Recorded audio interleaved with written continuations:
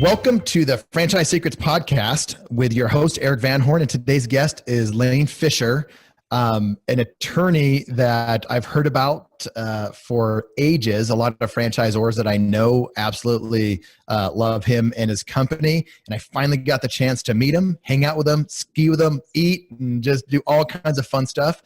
Beyond being one of the top franchise attorneys in the country, he's probably better known for Springboard and the Unconference.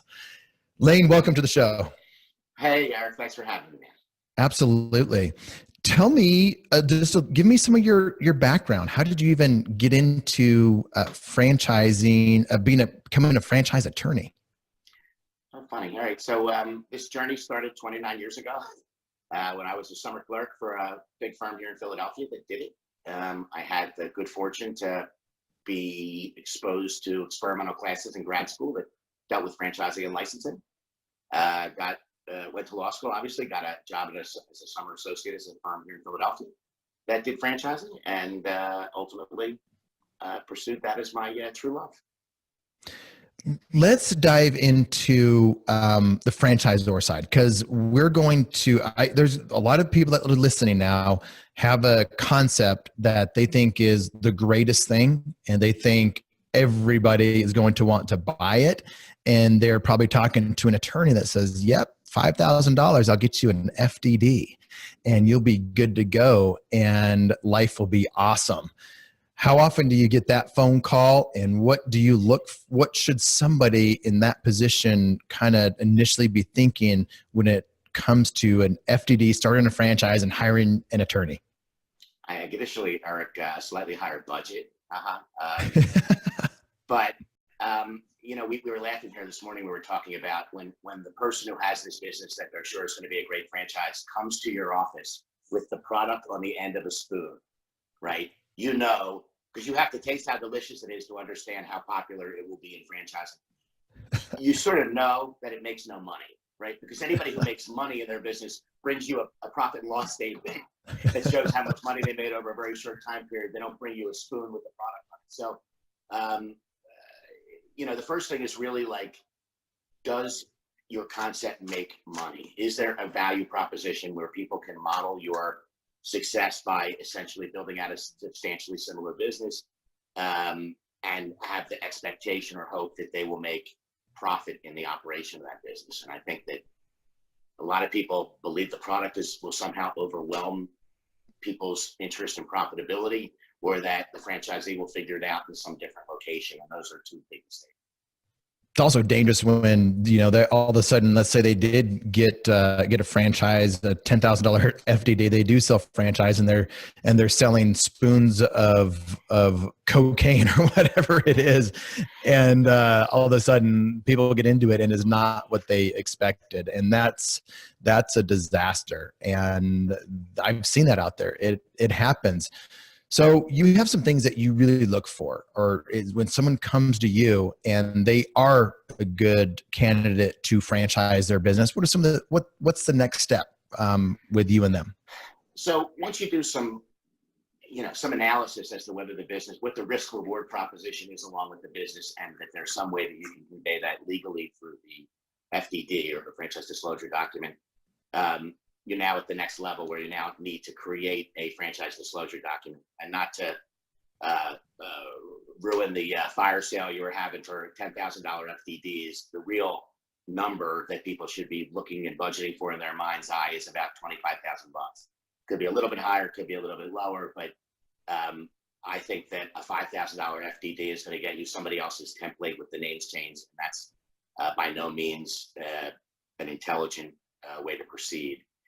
But when we look at someone's document, sometimes it's just the basics, like that something's well written, well proofread, and well organized, and all the things, the subject matter that's the same, is organized together in a way that's in plain English and easily readable, where people can understand and interpret their own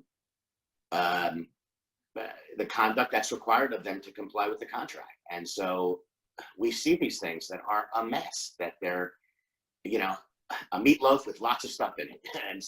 And it's all over the place. And the problem is when you deal with the subject matter in more than one place, often you deal with it inconsistently and you create some ambiguity in the document that is only going to be problematic for now somebody to figure out what you meant.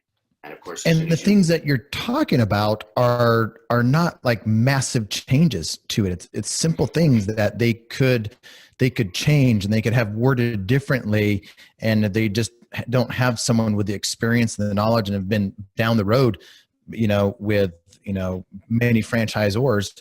They may not think it's a big deal, but I've talked to a lot of franchisors, and after they've talked to you, they have big franchise organizations, and they came to you, and this is all after the fact, and they're like, oh my gosh, I wish I would have gone to Fisher Zucker earlier on, because they told me a few things that changed the way we do business today. But there's mistakes that they're going to live with that last the life of the agreement. What are some of those most common mistakes? It's very flattering. I'm glad that, I mean, you've seen it though. You've seen franchise agreements where it's a very simple retail business that, we all are familiar with the kind that we're talking about. And the document will be 200 pages or 150 pages, and you don't get any more credit, and it's no more enforceable because you say it more than once. So, the fact is, if you're negotiating every page of a contract, there is something to be said for having a shorter contract that is as comprehensive as you want. So size isn't everything here. I mean, for certainly the smart money creates the most efficient, pointed document that's directly related to the business, that expresses the obligations in the shortest way possible in plain English. So if everybody started there, that would be a good starting place. But in fact, many people are still talking legalese. They make a million cross references in the document where you have to accept as set forth in some other paragraph, and it makes it very hard to follow. So and that's, I guess, the secret sauce to some people's writing, that this legal speak is somehow of a higher value than regular communication. But we both know that's not true, and that best contract is one that people understand their obligations and can comply. Yeah, because as a franchisor going into it, you want everything your way. But then you're going to have franchisees that are wanting to negotiate things out of it. And so if you write this massive document full of legalese that attorneys say, yeah, this is the best way to protect yourself in all possible scenarios, and we'll cross-reference a million things, you have that 200-page document, and then you try to have a franchisee come in and they look at that thing and then have their attorney review it, and they're like, this is completely one-sided. And we know it's one-sided, but there's reasons for it. But in my mind, a franchisor coming into it, if they think, how can I lessen the pain when a prospective franchisee is actually looking at this, and that goes into the less legalese, a shorter document, and things like that. So I've been a part of organizations where the franchisees, all of them had some type of different document, addendums and amendments and side letters and all kinds of stuff. And I've been a part of other franchises that are like, yep, it's take it or leave it. And can you speak to that as a franchisor that's thinking, what side of the coin am I going to fall on with that? So what's interesting is that the more you make each franchise agreement an Easter egg hunt for where changes are to your standard deal, the more you make it hard to value your business. And I don't know if everyone who starts a franchise hopes to ultimately grow it to some level to maybe sell it or bring in additional investors. But a thing that those private equity firms or other investors look for is some uniformity in the offering. And it's certainly not a best practice to go create a different franchise relationship with each franchisee. And frankly, if you're in the habit of negotiating the same term over and over again, then you should change it in the original form. And you really should be able to articulate a bona fide reason why that language is in there and who it is to protect. Often people, when they take the spotlight themselves out of the spotlight, and you put some other evildoer in the spotlight, like a neighboring franchisee who's doing something they're not supposed to be doing at the franchise location, and you look at it from that vantage point, well, then you can understand if somebody was selling drugs out of a franchise location, there would be no permission that would allow you to move fast enough. right? Because you need to protect the brand by being able to move swiftly. And a lot of the protections that are in the agreement are to protect the system, not each individual operator. And so the idea is obviously to have the system be robust and be able to provide services to franchisees who are similarly situated. So I'm not a huge person that does negotiations of a franchise agreement. I think I write one that's fair to start, and I think I can articulate why something's in there. It doesn't mean I never change anything, but the things I change are things of less consequence. I think when you have a free-wielding willingness to change the document, I think people never stop negotiating. And you deal with people more directly than I do, but I think they still think there's something on the table to get. And I think that is counterproductive to trying to sell and scale your franchise operation.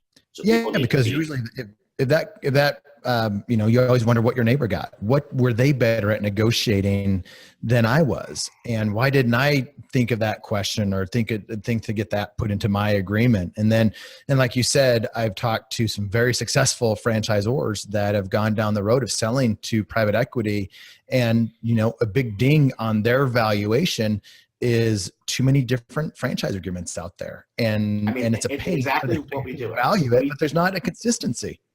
We do a lot of analysis for private equity firms that are looking at new franchise targets. And part of a document that we create is essentially what did they use and what did they change on behalf of any franchise that's there. And so, if you engage in that ends up being the list of exceptions becomes the list instead of it being a list of exceptions where you've made certain concessions or giving people a right of first refusal or some other thing that, generally either burns off over time or requires some action upon you to execute on it. But everybody wants a first right of refusal. When everybody does, and they're so hard to track, and the person who granted them never has a great database to go follow up to see what they granted. And so look, we have the poop scoop, so we only hear about the cases when it went bad. But I've been doing this a long time, and I would tell you that the fact pattern of oops, we sold your right of first refusal property to someone else is a fairly recurring theme, mostly because there's a lot of turnover and transition in franchise companies, and I'm not sure that the person who's selling the next one is also the person who sold the last one, or else they might have some institutional knowledge. What is an ideal person that has that concept and it's successful and they want to talk to you or engage with your firm? Like, who's the ideal person or company that you'd want to deal with, that you'd want to talk to, that you can actually help? I mean, so I say this to people every day, whether your baby is ugly is a function of how it performs on a profitability standpoint. And the better it performs, the more everyone will be interested in it. And so if you bring me a strong risk reward proposition, or you have identified of your 3 footprints, which is the highly efficient footprint, and then we sort of study that, we compare it to other similar offerings from different people, different franchisors, to try to see if it represents a better or worse economic opportunity. Often we see on the startup stage or in the early stages of franchising, there's fewer numbers of franchisees in the pot. And so those franchisees come in and they dilute whatever the franchisor had in company store operations, which was probably the most efficient permutation of the business. So the more franchises you add and the more they're in geography, which is different than where you started, often it pulls down average unit volumes when they're looked at, overall from everybody. So what I often find is that people that are good operators are happily surprised at how their investment opportunity compares to others in, we're looking at their item 19s, their financial performance representations in their FDD. And I guess that's how I would answer your question from before. Like, what's the most important part? It's that you have a translatable profitability that is related to a substantially similar business that you can articulate in writing, and that instead of dancing around it or hoping franchisees discover it by talking to to your existing franchisee pool, that you're putting it front and center right in front of them. And if it's the best information you have, it's the most relevant for them to use in their diligence and projection. So The So that's item a big 19 point. I is, mean, the item 19, I just see, I don't know if it's just me, but I see a lot more franchisors putting item 19 information in there. That's better than it used to be. And it might just be the companies yeah, that I'm involved with. no, there was a school of thought among lawyers, more primitive lawyers, that by making any statement at all about financial performance, that you were in fact going to ultimately get held liable for representing that a franchisee would do as well. And for many years, that was like the prevailing wisdom, and nobody could identify who this elder statesman that had this interpretation was, but that there was just a rising tide of people not wanting to share that information for fear of Was it the liability. spin doctor that came up with that? No, I actually think it was somebody who actually read the rule and saw that you had a lot of flexibility in what you could present, how you could present it. And then honestly, there were early adopters like my firm and others. And I'll tell you something, Eric, if you were trying to sell an opportunity that was going head to head with one of ours with a very comprehensive item 19, and not only information about volumes, but information about customers and repeat business and volumes and the kind of information that we dive into, you don't stand a chance. And so I think that's what a lot of people found, that the more aggressive companies immediately had them. And once you had them in one document, it became, the franchisees were wise to the fact that you could disclose the information if you chose to. So in a perfect world, I have a company that I want to franchise, and I know I'm going to meet you 2 years from today. And I am able to prepare my business through documentation of information that's going to go in that franchise disclosure document.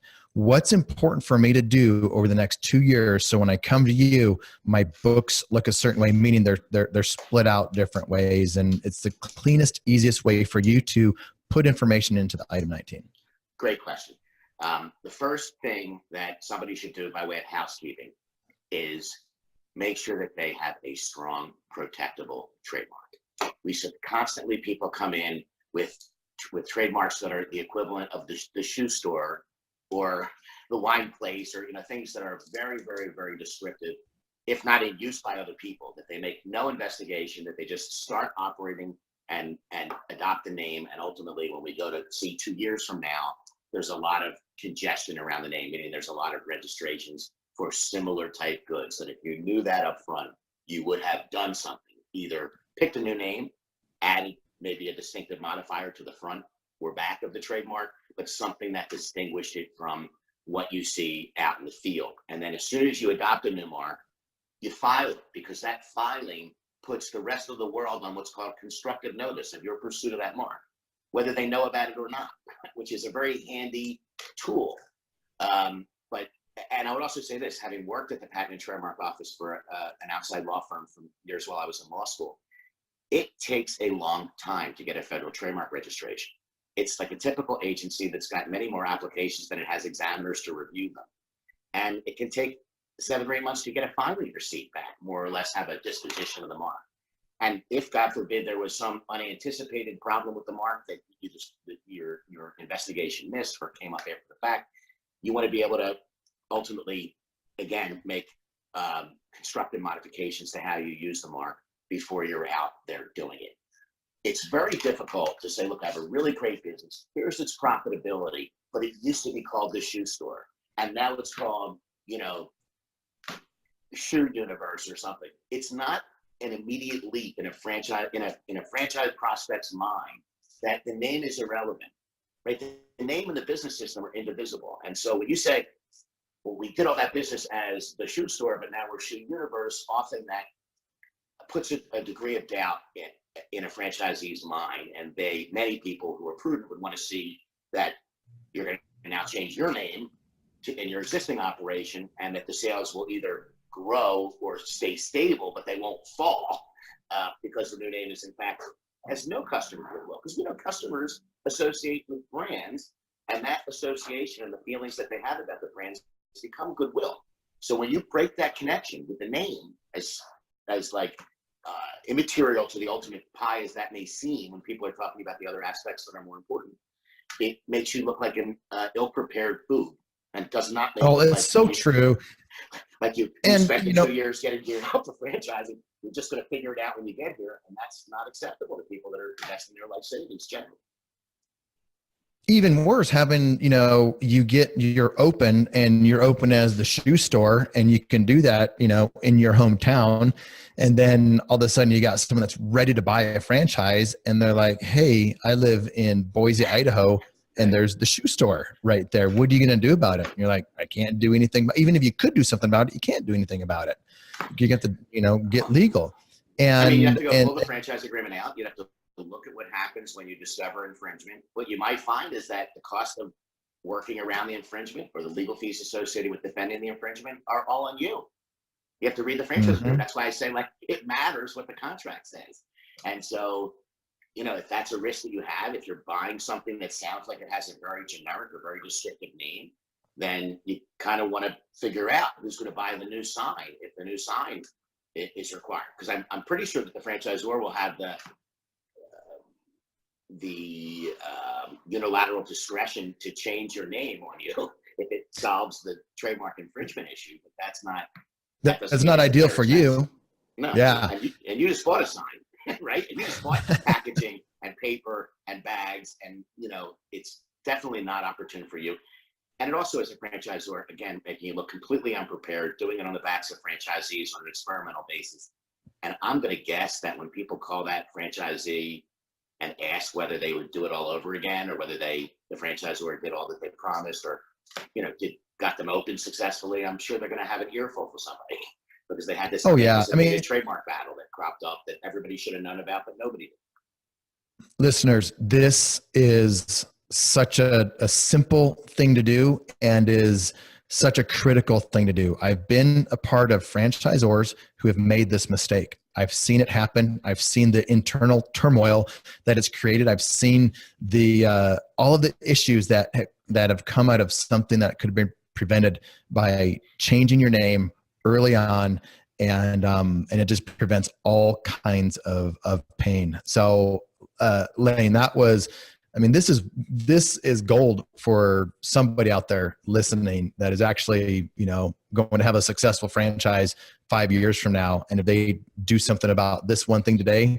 you'll probably get thank you letters from that. Well, that's let me tell you what it is. So, I want to say one thing. It's not that you or the most, IT savvy child that you had Google searched it, or that you found that the domain name was available. Those are not relevant to whether somebody can get a federal trademark registration. You have to have somebody do a comprehensive search of the records, the same records that the trademark examiner is going to look at. And it's costly. I know you like to estimate fees, and I want to, the service that we use, that's an outside service where I bill what I get billed, is in the $700 range. So it's not inexpensive. And if you have a special fancy design mark, an apple tree, and other components of your mark, it could be substantially more than that. But generally, a word mark is searchable. They search not only current registrations, applications, they provide you with the report back that's often the size of a telephone book. And ultimately, you're trying to figure out, some of them are completely irrelevant. So it's not that there's a telephone book size document of relevant things that generally impede your trademark. But there are some often that are somewhat related, a little related, maybe registered for apparel, or you might sell apparel or give away apparel. There are some overlaps in goods and services. So that search is what you do first. And then when you ultimately determine that the mark that you proposed using is registrable, meaning it will be registered when it gets presented to an examiner, then you actually go forward and file the application. In the old days, an application could only be filed based on actual use, meaning you had to have it outside of a restaurant before you got a trademark registration for restaurant services. But now the rules are different, and you are permitted to file and prepare one based on your intent to use, which allows you to clear the name before you've actually used it.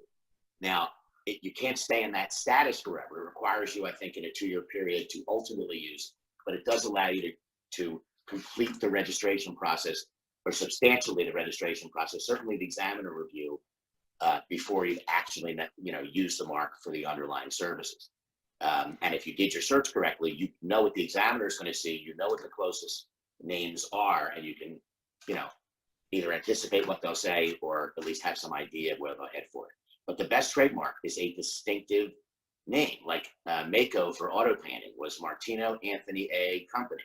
That's what it stood for. But Mako is unrelated to auto painting, which is their line of business. So it's a great trademark. It's entitled to the highest degree of protection. And if anybody uses that made up word to describe their auto painting business, it's highly likely that you're going to get a judge or fact finder or other interested party to sort of side with you on that. And that's why you look at a lot of big companies out there, they have distinctive names that don't really mean anything, but they, you know, can be defended. I mean, outside of franchising, right? Google's a great mark. It sounded childish when I first heard it. I guess when I first heard it, you know, as a first impression, but it's a made up name. It is entitled to the highest degree of protection. And that is the sign of a great trademark versus, you know, the Hamburger House or something that is more descriptive, because obviously I would have guessed that they sell hamburgers there. But the more you use the underlying items that you sell in your name, the more descriptive that trademark becomes, and the more difficult it is to register. So just back to your point. This is probably the best $700 someone that's about ready to get into franchising can spend.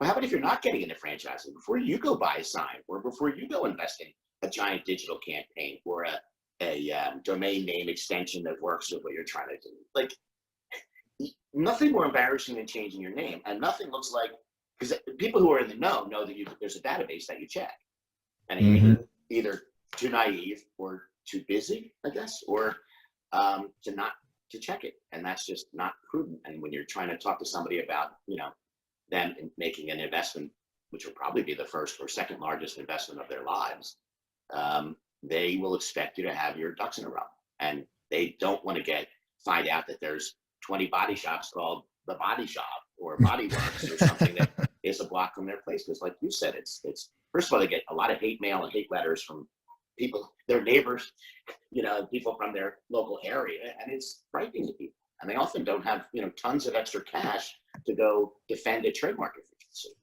Yeah, exactly. So, last question around the franchisor side of the FDD. How long is a typical process of that someone's halfway prepared to go from, you know, entering into an agreement with you to work on their FDD to actually having an FDD that is registered in some of the states? So again, so you're loading the gun, because that would include some of my advice. Obviously, we do registration disclosure work for more than 200 brands, which we then file for permission to sell in all the registration states. We are doing this on a daily basis, and our people are on the phone with the state examiners on, you know, certainly this time of year on a regular basis. There are certain changes that are in black and white in those state statutes that are required to be made in your documents before you file them. So, I mean, what you're presuming in your statement of having us, but what we do is just a matter of course, is we make those changes ahead of time. We know what they are. And we try to draft a document that will be usable for its intended purpose. So if somebody wants to use it, be able to use it everywhere, we try to create a wraparound document that isn't a single form of document with an addenda on the back that permits it to be used in various locations, with a sort of little roadmap on the front that tells you when you're allowed to use it and where. But that's, you know, the starting point is drafting it with the end in mind. I mean, if you want to use brokers, then you should have some kind of multi-unit offer in your FDD. Or if you want to use brokers that are going to sell single unit deals, you need to have a high enough initial franchise fee that you have enough, you know, consideration to be able to leverage that to get brokers interested. So I see people constantly mess that up, or they mess up the risk reward proposition, they mess up the multi-unit deal. It doesn't make any sense when you go to look at it from a businessman's perspective, or a businesswoman's perspective. So it doesn't make any sense to them until they hear it from you and you lay it out, and then it makes all the sense in the world to them. And like, why? And it doesn't change anything for them in terms of candidates coming in and buying stuff. You know, so many people they think low cost wins, and that's not always the case. Well, it's funny. So that, I mean, in our world, like when we look at documents prepared by other people, I mean, I'm just being surgical. We go in, the two things that are most likely messed up is the item 19 does not paint the picture that you believe that must exist based on the success of the stores, and the multi-unit offer isn't right. It's either not right in timing, it's not right in fees, and nobody's thought through or investigated the level of commissions or the other things that would be appropriate, something like that. that. So I don't know that you have to know every place that you're going to be, but I think you want to get a document that's drafted that gives you the kind of the private equity guys call it optionality, but the alternatives that are foreseeable that you could likely have. Like, for example, if you have 2 franchises and 1 company store, you will not likely have a national advertising program. But it would be foolish for you not to anticipate that at some point, at some level of growth, that you would want to be able to create one and require people to contribute to it. So that's the kind of short-sightedness that we see. People just do it a way that very much facilitates the sales today, but no follow through or thought through to what optionality you'll want for later, where the options will come up. Will there be brokers? Will there not be brokers? Is it all going to be in-house? Is it digital, not digital? It's complicated, but starting with the end in mind and how many you hope to sell and in what geography, and then where your units are located, or the ones you have open, is really the part of the jigsaw puzzle that requires. It's not always, I want to sell as many as I can as fast as I can, because that, even if your strategy is to open up, let's say have 100 open up in 5 years, there's a couple of different ways to get there. And you could sell 50 your first year, and that may not be the best thing versus selling 5 and then 10 and then having, that hockey stick growth curve. I mean, it's not just, I want to sell a ton of these things, because that's not always the best strategy. And it's really changed that world dramatically, is the income recognition rules, which has changed for this year and next year. So because without getting into the whole tax discussion, franchisors used to be able to take the whole, let's say it was a $40,000 franchise fee. They would recognize that whole $40,000 on the day the franchise opened. So sometimes that took a couple months to find a site and to get built out and get open, but they would recognize that $40,000 fee then. The change is that if the $40,000 fee is the fee for a 10-year agreement, you can only recognize 1/10 of that each year for 10 years. And the same is true for multi-unit development agreements and other things. So what happened is, over the course of a year or 2 year period, people became ineligible to recognize what could be 90% of the fees that they used to recognize. So first of all, the deal to have a 50 pack, or somebody who's going to sign on to 50 deals for some giant amount of money, may, when you go look at when you can recognize that money, really telescope that for you. So while you may have it and it may be paid, and it may have been paid to you, the ability to recognize it on your audited financial statements, because I guess that's the piece I left out. Franchisors are required to have audited financial statements, and audited financial statements treat fees associated with units that are not yet open as a liability at the end of the year. So if it's December and I sell my first one and the person's not supposed to open until the following year, on my December 31st audited statement, it will reflect that $40,000 as a negative on my balance sheet. So I don't know how much money people are putting into a new business to capitalize it, but that the more quickly the capital erodes, the more likely you get to zero or negative capital, which is, has its own, parade of horribles that people interpret from such things. But it's an odd thing, because it's an accounting maneuver that really has made franchisors look worse than they are. But the timing of what you sell and when you close it, and how your multi-unit deal should be structured, has to all be done with an eye toward maximizing revenue recognition. Same thing with your initial fee. Those things that it covers, you got to sit with your accountant and figure out what of those fees do I have an ability to write off today versus recognizing over some million-year time period. Because let's assume you're really successful and sell 10 of these $40,000 franchises. Now the negative number that ends up on your balance sheet in the liability section is $400,000. So if you're just getting started and you don't have a big revenue stream otherwise, and you're probably just paying money out to lawyers and patent and trademark office and to people to write manuals and those other things, then you probably don't have extra capital in after that to turn something that was positive when you started, or to keep it positive. And not to ramble on, but there are 15 states that have examiners that look at your documents before they permit you to sell, and one of the things they look at is your financial statement. And if they don't like it, and they sometimes don't like it if it's negative or zero or shows a history of losses, they can put restrictions on how you sell franchises in their state, from not letting you to letting you defer fees to having you escrow fees. But all of those accommodations for their residents are all expressions of weakness to the outside.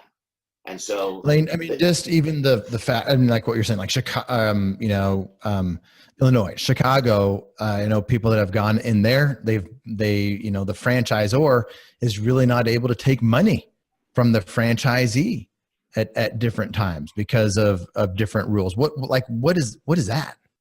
So the rules are, if the examiner in Illinois doesn't like your financials, they don't just not like them because they're not on pretty paper. They don't like them because they generally show negative information. So it's either not enough working capital, negative capital stock, or just other losses that they bear out. The examiners are concerned that you're going to sell a deal to one of their residents and then not get them open. So they say, okay, you can do all the work and they can set the money aside, but you can't take it. So here's where that becomes increasingly or incredibly problematic.